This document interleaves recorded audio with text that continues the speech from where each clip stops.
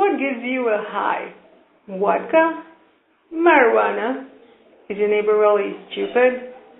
What is the connection between your stupid neighbor and vodka? Welcome back to yet another exciting and an altogether brand new series on Crazy DNA. Hi on Stupidometer.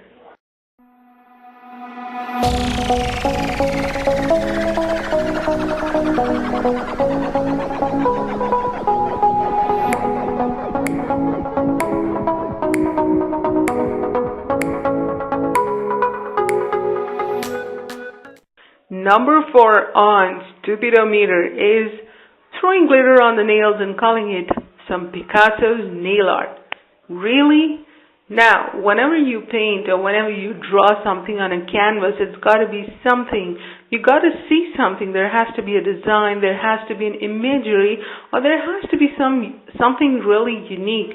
Now, if I just paint my nails and throw some glitter on it and I call them, wow, what a nail art. Give me a break. That is a nail art. That you're just decorating your nails with glitter. Now, many of you would say, come on, decorating the nails is also nail art. Specifically, that is not nail art. And people who call that so are really, really high on Stupidometer. Now, I'm going to give you an example on a very, very famous show that comes on NDTV Good Times. That's a bridal kind of show, and the host, the female host of the show, takes the bride to the salon and she says, painting the nails is not so cool these days, but I'm going to give you nail art that is so cool. And after 5 minutes of left to right profile shots, what you get is the stupid person or the stupid female who was painting the nails. She painted the nails in peach and she threw the glitter on it just like any first standard kid would do when after applying glue on the paper. That is not nail art. And they were showcasing these nails as if, oh my, they are some Picasso's creation. Da Vinci's beautiful, some Mona Lisa. Of course not. That is not true.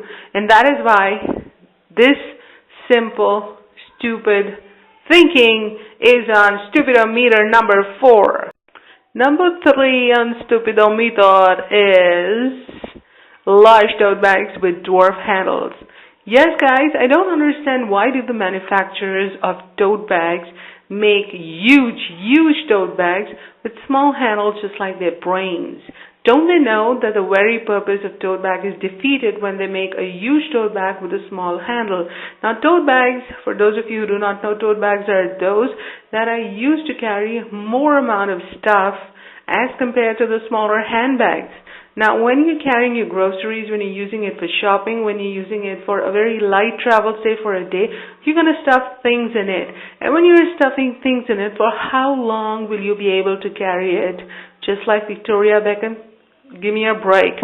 That may be fashion, but that is not for a shot. That is for a day. So be practical.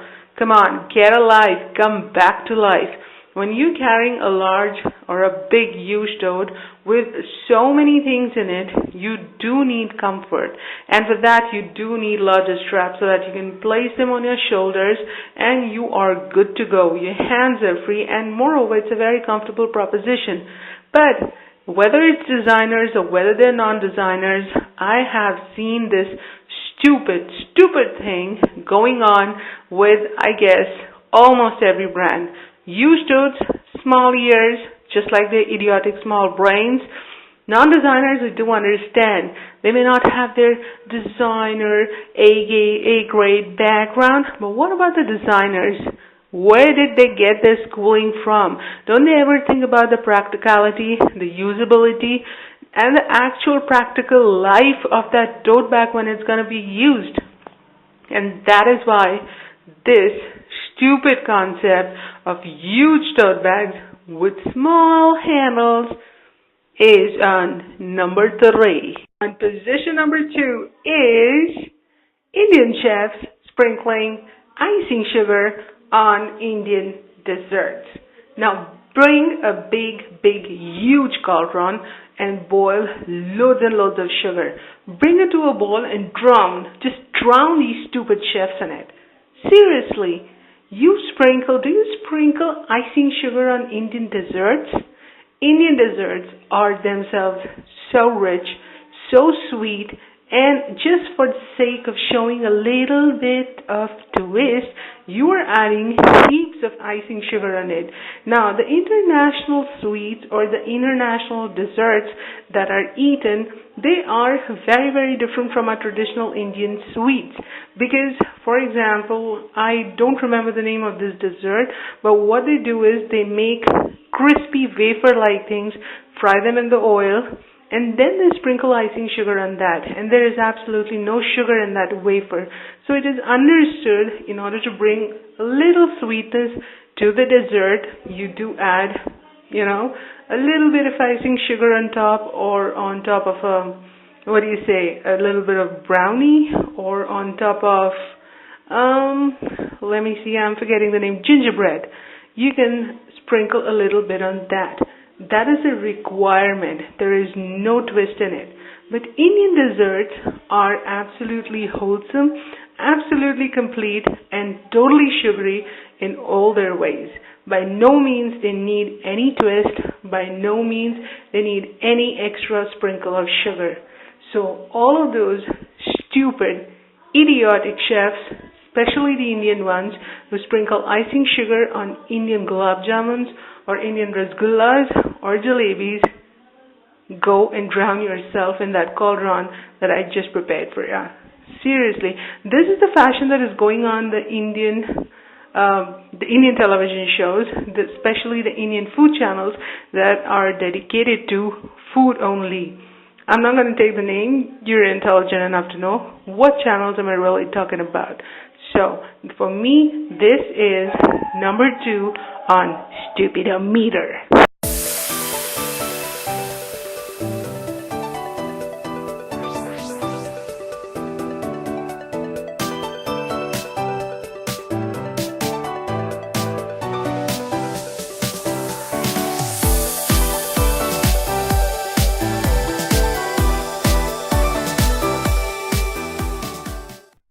And the crown goes to, drum rolls, number 1 on Stupidometer is people brushing outside their houses.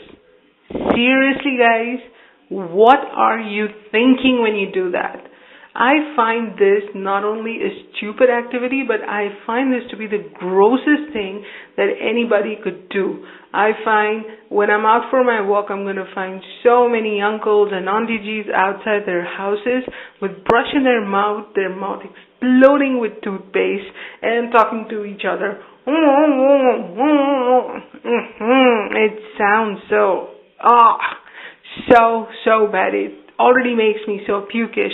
So you can understand when somebody sees the sight of that pathetic mouth. It feels like there is so much of dirt inside your mouth, and your mouth is just exploding with that toothpaste outside. You are trying to talk, but you're trying to contain that in, I am gonna puke, seriously. I don't want to. What do these guys think? Guys, reach out to your wash basins, reach out to your bathrooms. That is the place to be in the morning, where you need to brush, where you need to do this activity. This is supposed to be a cleaning activity. You are making it look like it is the grossest activity. What do you see when you see Paswale Sharma ji with another Verma ji, with Niche Wale Uncle ji and Paswale Bhabhi ji, all brushing together? Now Verma ji wants to show that his white toothpaste has so much strength, while Sharma ji wants to show that red is in. While Niche Wale Uncle ji wants to show that dirty brown toothpaste do work too. While Paswale Bhabhi ji wants to show that her diamond fatal attraction also works. Guys, you do not need to show this activity to the public. It's not meant for public auction or public display. All you need to do is, or all you have to do is, just clean your teeth. You can do it in the privacy of your house, in the privacy of your bathroom. Now, people who do that and roam around inside their houses and do this, I will not comment on that because their family members have to bear it. But when you were showcasing that out in public, the world sees it. And that is not so cool. That is really not cool.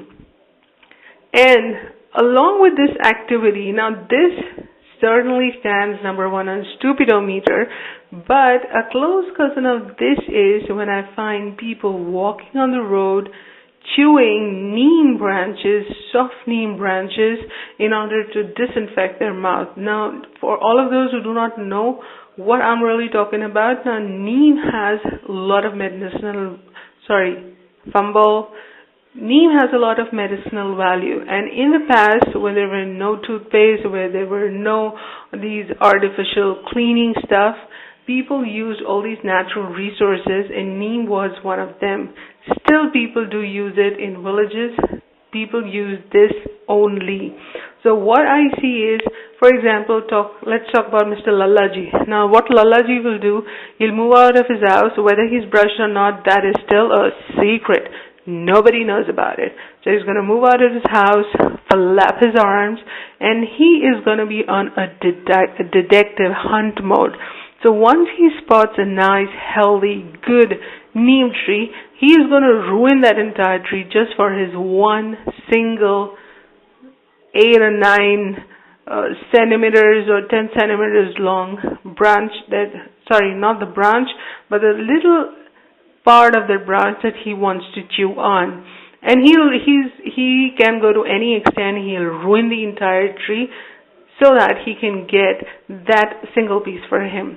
And the entire patch of walking, after every 5-6 minutes, he's gonna make a spit spot everywhere that he goes, and it looks bad.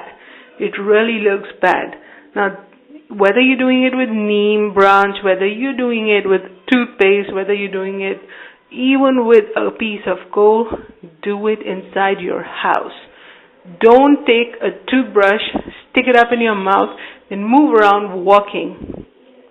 And such kind of lalajis, what they do is they leave that neem branch at least 1 kilometer away from the house, so that even by chance the neem branch, if it wants to take revenge from Mr. Lallaji, cannot just come walking and know where he lives and make his house dirty, because they definitely do not leave the postal address with the neem branch.